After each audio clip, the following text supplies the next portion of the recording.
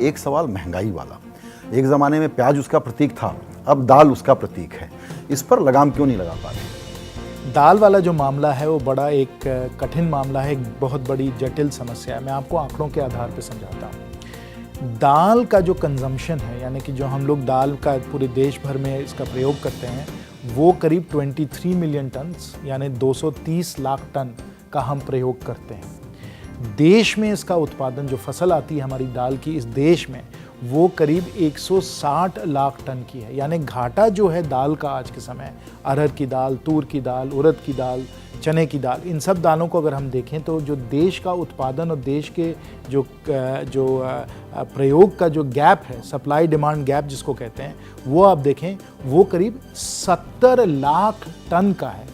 और ये क्यों है? वो इसलिए है क्योंकि पिछले 2 साल बरसात जो थी वो कम आई, बहुत अकाल आई थी, और इसलिए जो दालों का जो प्रोडक्शन था वो कम हो गया। तो अब 70 लाख टन का घाटा हो गया। अब मैं आपको ये भी समझा दूं कि अगर आप धान को देख लें, गेहूं को देख लें, इसका उत्पादन पूरे विश्व भर में काफ़ी है।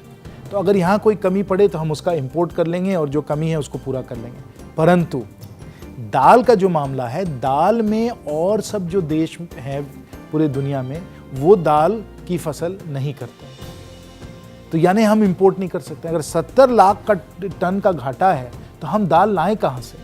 हमारी कोशिश है कि जो हमारे किसान भाई और बहन हैं उनको हम लोग एक मिनिमम सपोर्ट प्राइस दें, दाल का प्रोक्योरमेंट प्राइस इस तरीके से दें कि और वो दाल का उत्पादन करें। जब दाल का उत्पादन करेंगे तो फिर दाल में जो ये गैप है वो कम हो जाएगा और दाल की जो महंगाई है वो कम हो जाएगी।